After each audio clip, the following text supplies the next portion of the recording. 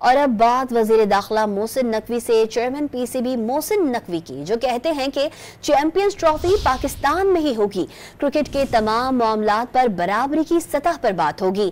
ऐसा नहीं हो सकता कि पाकिस्तान भारत जाकर खेले और भारत पाकिस्तान में खेलने के लिए न आए। गुज़िश्ता शब क़ज़्ज़ाफ़ी स्टेडियम की अपग्रेडेशन के कामों का जायजा लेने के बाद मीडिया से गुफ्तगू में उन्होंने उम्मीद जाहिर की कि ICC इजलास से अच्छा फैसला सामने आएगा। जो होगा पाकिस्तान के लिए बेस्ट होगा।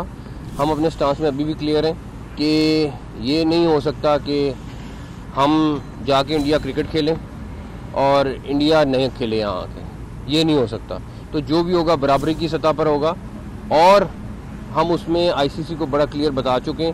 तो आगे जो फाइनल बोर्ड मीटिंग में होता है वो आपको 5 दिसंबर को वो चार्ज ले रहे हैं, तकरीब हो रही है और मुझे ये उम्मीद है कि वो BCCI से जब ICC में जाएंगे तो वो ICC के मुफाद को और इंटरनेशनल क्रिकेट के मुफाद को देखेंगे और देखना चाहिए।